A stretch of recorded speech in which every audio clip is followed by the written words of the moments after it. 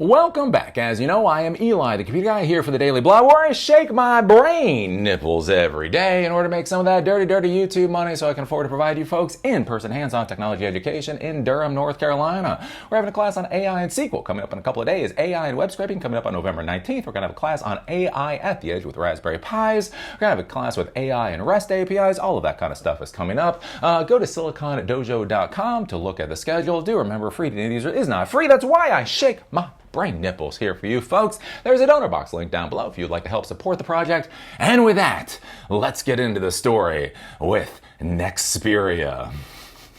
It's the dumpster fire that has no end that I feel like we're going to lose. How do you lose a dumpster fire? I don't know, but we're probably going to find out. Before we get into Nexperia today, I would like to make a shout out to a fellow YouTuber.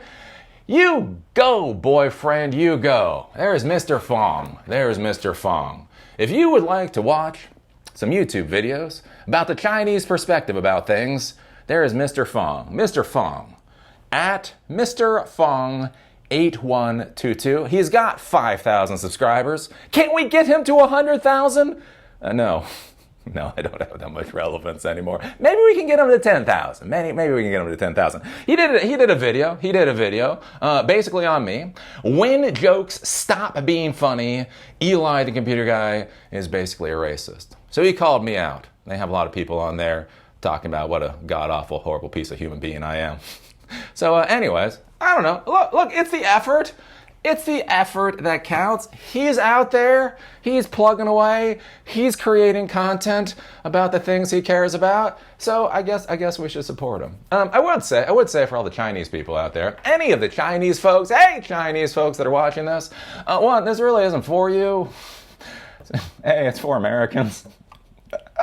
I'm pointing out American things to Americans so you might not fully grasp what it is I'm talking about. Again, it's that whole thing of context.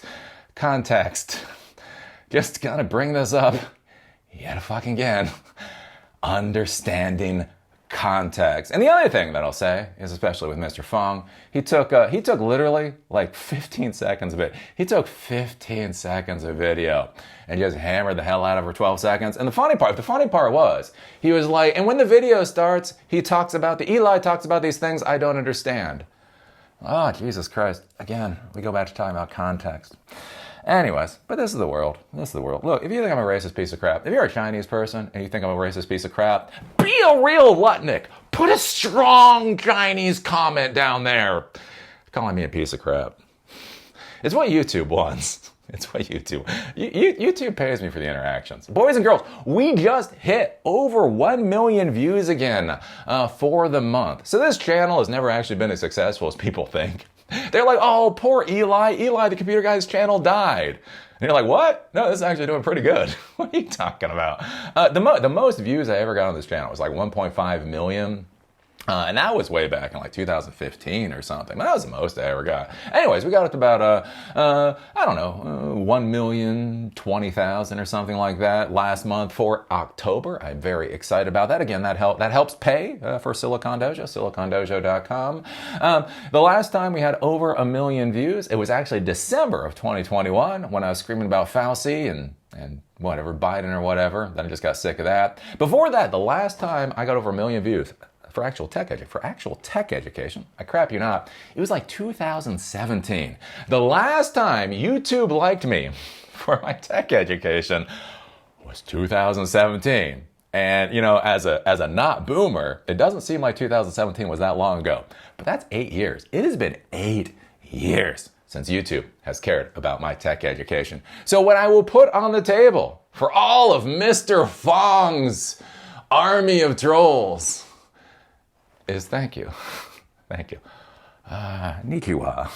Thank you. Thank you for your horrible comments down there. Call me a racist piece of crap. They are what has made this channel what it is today. So anyways, I don't know. I thought it was interesting. I think it's interesting to watch somebody like tear you down. And the weird thing is, like, when you watch somebody tear you down, you're like, really? Fuck. This Mr. Fong. Come on, Mr. Fong. You can do better than this. You're a YouTuber now. You're a YouTuber. You got 5,000 subscribers, Mr. Fong. I expect better when you tear down a racist white guy. I mean, that, I don't know, go watch it. It's interesting. Anyways, I figured I'd bring that up now. Since I'd have my Chinese viewers on, you all can go flock to Mr. Fong, because he is far more your type of content creator than I am. He will never do things that you will not understand, I suppose. It is weird in this global world, right? This whole idea, like I'm sitting in my basement in Asheville, North Carolina, talking to like my ilkish of people, and then people halfway around the world are watching the videos and getting mad because they don't understand what's going on. It is like a curious thing. Oh well. I don't know. What are you gonna do? What are you gonna do? Create more videos. What are you gonna do? Cry over the dollar bill? No. So many Chinese people are trolling me. Let me wipe it. Let me wipe it with a dirty YouTube cash, so I can actually go out and provide people free to end user technology education. I do think it's kind of interesting with Fong. Like I don't understand how he starts these videos. I like how he fucking skips over how the start of my videos is how I do these videos so I can provide free hands-on technology education classes to empower people. Yeah, it might fuck with your racist piece of shit argument. But anyways, Mr. Fong, hopefully you'll get a couple of more subscribers. So Nexperia, getting to Nexperia, what's actually important here? And I think this is an interesting question, right? So we've got the whole shit show going on between the Western world, I guess it's the Western world now, and China. It's the United States and China. You know how my country likes to lose wars. You know how we basically lost Korea and did lose Vietnam. We lost the war on obesity and the war on homelessness, and the war on drugs. We lost Iraq, and we lost Iraq again. We lost Afghanistan. You know how America really likes to lose wars? Anyway, so we got this whole thing going on right now. We're trying to isolate China. And so one of the big things is there's a company called Nexperia. So Nexperia produces chips that basically go into things like cars, right? So we're talking like 50 nanometer chips. So like everybody nowadays with AI is focused on like 2 nanometer chips and the smallest, the most advanced, high powerful chips. Well, here's the thing. For a lot of the chips that we need for the modern world to work, we need like 50 feet chips, right? Or 50 nanometer, right? We just need these we need big, robust, inexpensive chips that aren't going to break. They can just slot them into something and they're going to last for 30 years. You're not really going to worry about it, right? And so that's basically what Nexperia produces. So the headquarters for Nexperia is in the Netherlands. They have a couple of wafer factories and laboratories in Europe, and then they have their packaging facilities in China. And so basically the wafers come out, and there's just these silicon wafers, then they get shipped to China to be produced into the actual chips that get sent to the auto manufacturers and that type of thing, right? Well, basically, again, we know this whole thing with Trump and China, whatever the fuck this is. Again, I don't even, look, I'm an American. I don't even understand what this is. Like, Trump makes it so hard to be snarky because I don't even understand what's going on. Like, when you understand what somebody is trying to do, then you can either be for it or you can be against it, right? You can be all like, Like, I don't even know what Trump is doing at this point. Anyways, there's this whole anti-China push.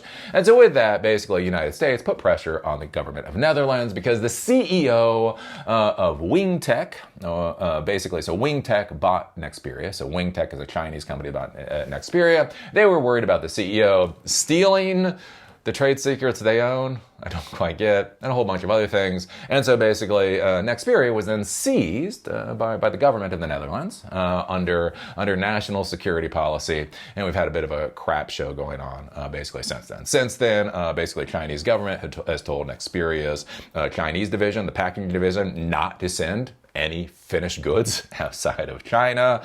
Recently, we just had the thing where the headquarters in the Netherlands is basically no longer sending wafers to be produced. And so that was one of my concerns too. So again, like you think about workflows and logistics and all that, if everything is still being produced and is basically just getting warehoused, right? The same number of chips are being produced every day, but instead of being shipped out, they're just getting warehoused.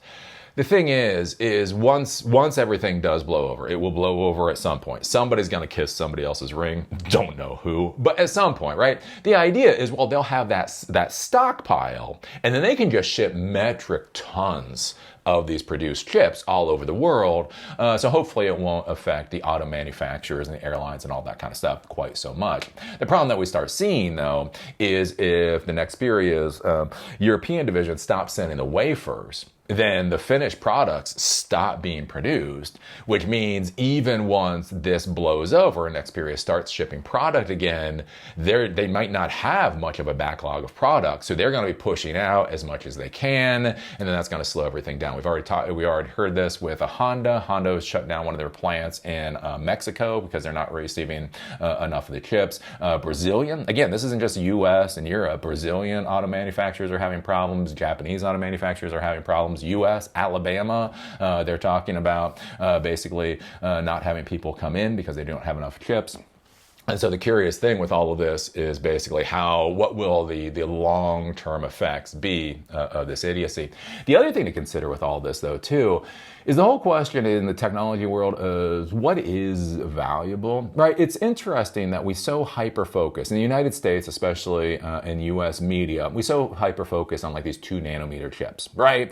China can't compete with the United States because, we have 2 nanometer. Taiwan, to be clear, Taiwan has 2 nanometer. But anyways, our side has 2 nanometer processes, and they can't compete. One of the things I've argued for a long time, though, is this whole question of basically the technology plateau. Having been in the tech world for years, right, being a non-boomer, a Gen Xer that's seen this IT world come up, one of the curious things is basically how improvements have actually slowed, right? I argue, and I've argued for a long time, basically most improvements in the IT arena really stopped in about 2015. There's been true iterative improvements. And again, you iterate every year over 10 years. It's going to get a lot better. But it's a lot of iterative improvements, right? Once we got to 802.11n Wi-Fi technology, that was basically good enough. AC was great. AC was absolutely terrific.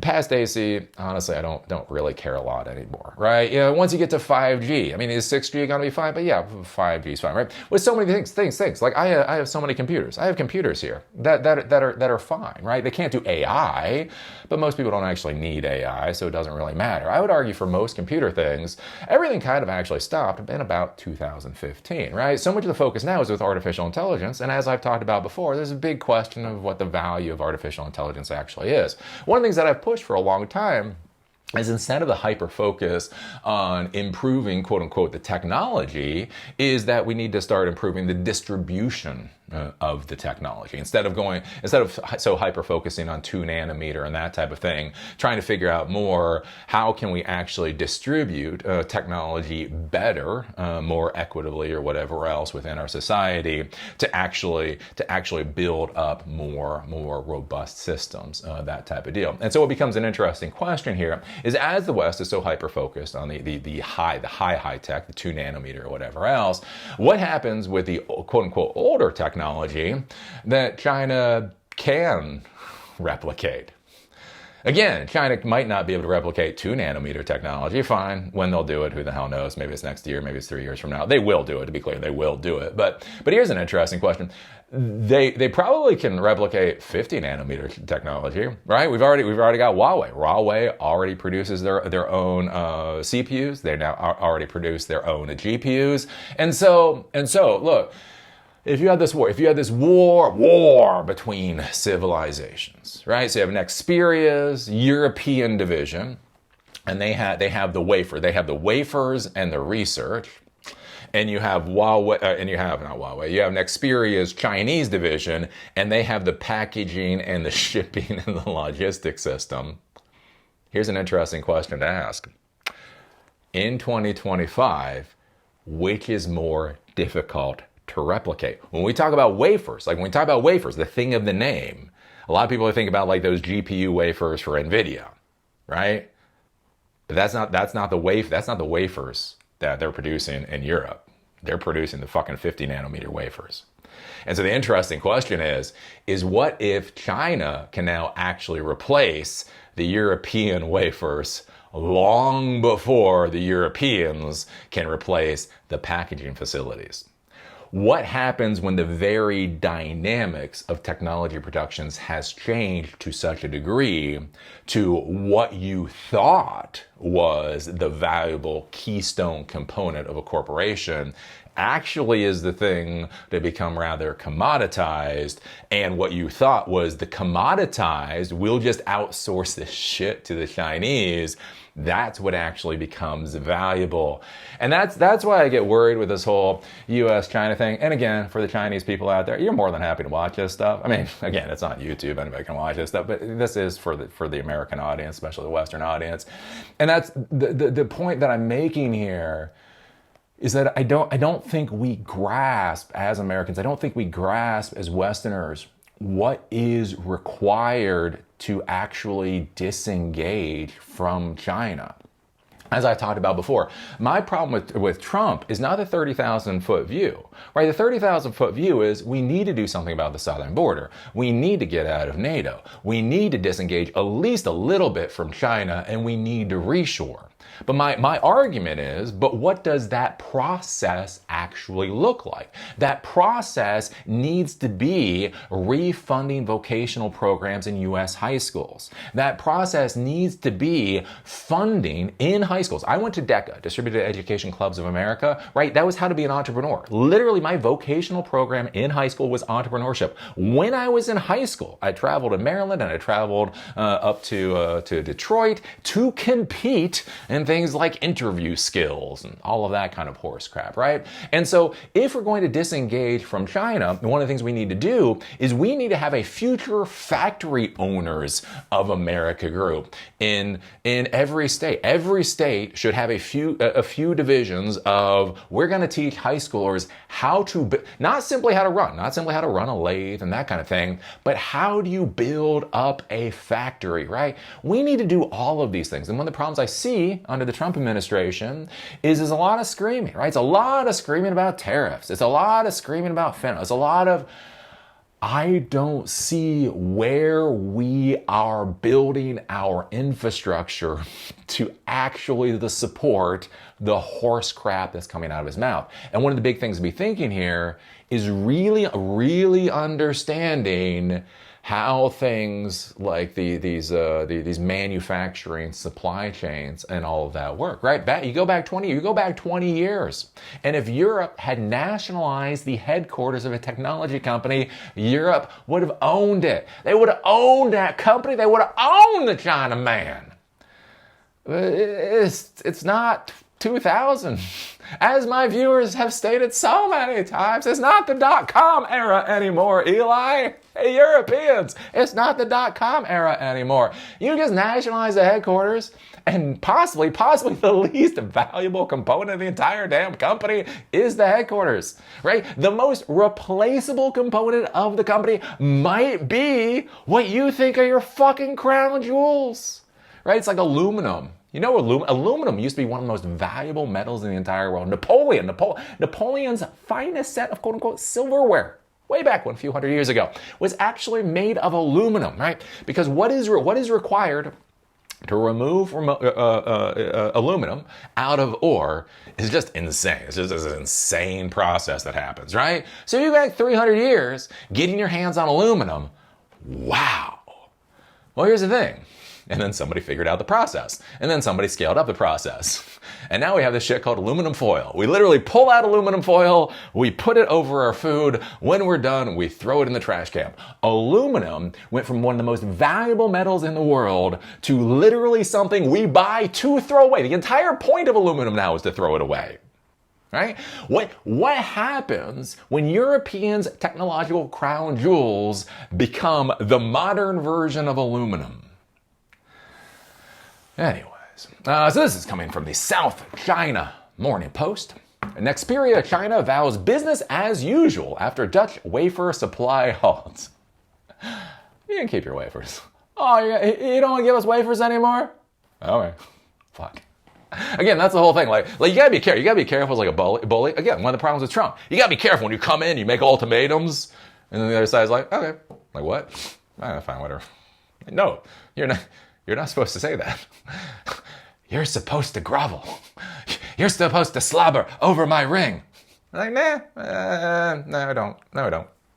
Anyways, Nexperia China moved to reassure customers that production will continue uninterrupted. Damn! Bah! Just bitch slap in the EU. Production is gonna be un-motherfucking interrupted. Wow! Saying it has secured new wafer suppliers and can meet client demand through to the end of the year and beyond. The Chinese division of the semiconductor maker said it had, quote, multiple contingency plans in place, according to a bilingual statement published Sunday. The announcement underscored Nexperia's China's efforts to operate independently after Dutch authorities took control of its Netherlands parent from Chinese owner Wingtech in September amid concerns over alleged technology transfers. In the statement, Nexperia's China described the Dutch headquarters justification for suspension as misleading and highly deceptive. Yeah, probably. Yeah, it didn't. Gotta admit, didn't sound good. Did a video on that one before. It was like, quote, Nexperia China has not breached any contracts. On the contrary, Nexperia Netherlands currently owes ATGD over 1 billion won, $140 million in outstanding payments. So the reason the Netherlands isn't sending wafers to China is one of the things is they say the China branch isn't sending money back to the European branch. And now the China branch is saying, no, you actually owe us money. I don't know. I'm not an accountant. Basically, a lot of that is going on right now. The company said in a statement, ATGD refers to Nexperia's assembly and testing plant in Dunguang. It added that the Dutch management team had, quote, put personal interests above the company's overall interests and should, quote, bear legal responsibility for the losses inflicted on the company and its employees. I think that's an interesting thing to be thinking about. Like, one of the things that we've seen recently is where China put those restrictions on the rare earth materials, right? So the United States believes if we saw something out of the corner of our eye at some point, right, anything built with that thing, we have the right to say who can buy it, right? We've talked about this for our export control laws are batshit crazy. Anyways, one of the interesting things is that China, basically with the rare earths, came back and used our policy. I mean, it was basically our policy, right? If there is 0.001 or whatever of a product that's made out of rare earths that was produced with any kind of like Chinese rare earths technology, that they get to put an export control on it, right? And everybody's like, oh my God, how can China do this? And you're like, well, anyways, so one of the interesting things here, again, as China tries to strengthen their hand on the international stage, and as they start to say, we're tired of this shit, China man be tired, is what happens if they start actually trying to enforce legal responsibilities for business transactions or anything else on the world stage? Right? We feel we have the right to arrest a Chinese CEO if they do something that damages investors in the United States. What happens when China says, sounds good? Sounds good. And this is one of the curious things, again, and this is one of the changes that's going to be coming down the pike. The Chinese division said the unilateral halt to wafer shipments had, quote, gravely undermined customer trust. Fair enough. But stressed that production remained stable, citing, quote, sufficient inventories of finished goods and work in progress to meet orders through to the end of the year and beyond. To ensure a longer-term supply resilience, Nexperia China said it was accelerating the qualification of new wafer suppliers, expressing confidence in resuming full capacity next year. Quote, as a century-old brand, Nexperia's achievements today are built upon the trust and support of our customers, the company said, adding that the suspension would, quote, not alter our commitment to product quality and fulfilling customer promises. So yeah, apparently it is easier to replace a headquarters than it is to replace a wafer manufacturing, or I guess the packaging unit for an Nexperia. So it'll be curious just to see where this goes into the future and what the follow-on effects of all of this kind of stuff is going to be. Again, is this empowering China? Is this creating more divisions? It's weird. Like, I don't know. Eli, where do you think this is going? I have no idea. I have no idea where this is going to go. It is definitely going to go somewhere into the future. So what do you think about this? What do you think about Europeans' state-of-the-art technology becoming aluminum in 2025.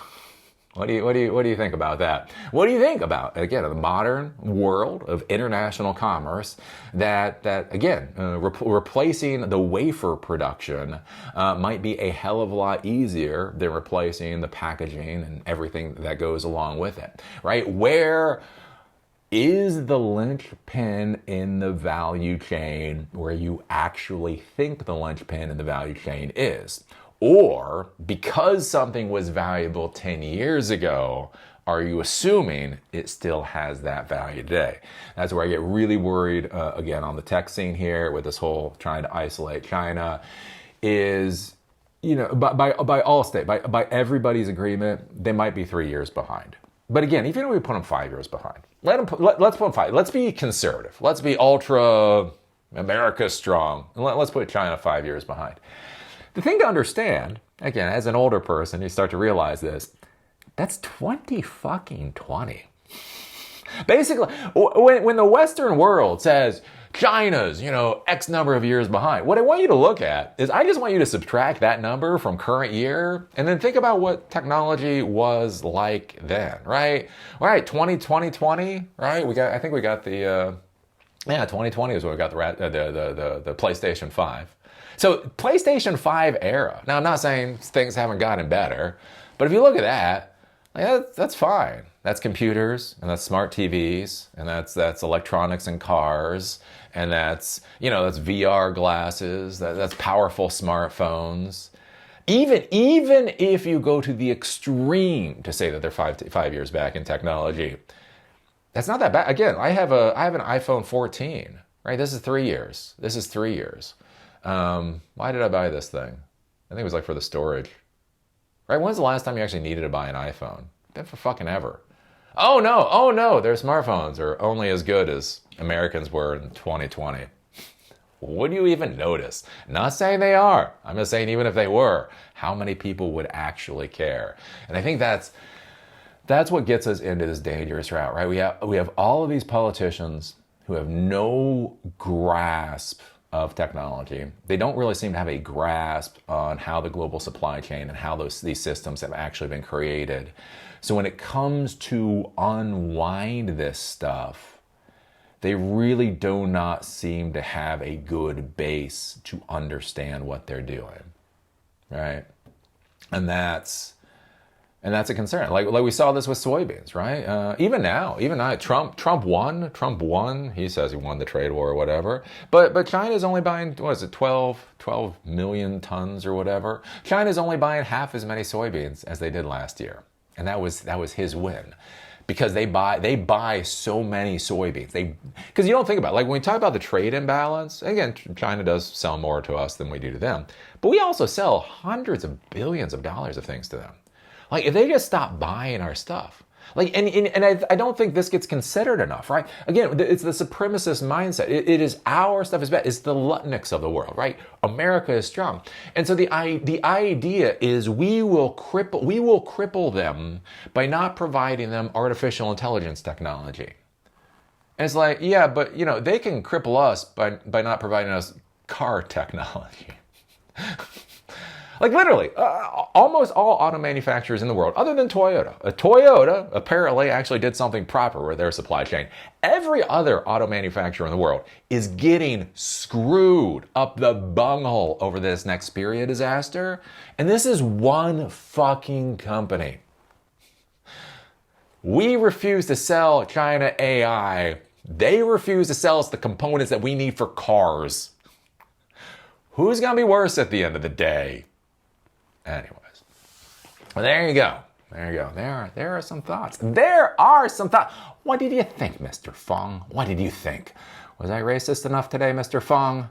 I don't know. Go see Mr. Fong's channel. Mr. Fong, he's only got 5,000 subscribers. Let's get him to, I don't know. Can we get him to 5,500 subscribers? Look, I try to be reasonable here. We're not going to get him to 100. Maybe we can get him to 5.5 thousand subscribers. Anywho, and for all the Chinese people, if you're watching, yeah, this really isn't for you. This really isn't for you. It's called context, motherfuckers. It's called context. Oh, when are y'all gonna learn that? Inquiring minds want to know. So what do you think about all of this kind of stuff? What do you think about Eli the computer guy? Being a racist. Put your thoughts down below. If you like these videos, give us a thumbs up. If you hate these videos, go to Mr. Fong and get him a thumbs down. No, give us a thumbs down. Call me amazing. Call me a dumbass. Just be a real Lutnick and do it down there in the comment section. Do remember, my pride and joy is Silicon Dojo. SiliconDojo.com, free to end-user hands-on technology education that empowers you to do whatever the hell it is you want to do. That's right. You simply show the fuck up to class and you learn. Because that's the kind of person that I am. Anyways, we're having a class on AI and SQL coming up on 2 days. We're having a class on AI and web scraping coming up on November 19th. AI at the edge with Raspberry Pi coming up in a few weeks. And also AI with REST APIs also coming up. If you're interested in those, take a look at SiliconDojo.com. Do remember, free to the end user is not actually free. There's a little donor box link down below. And with that, see you all later.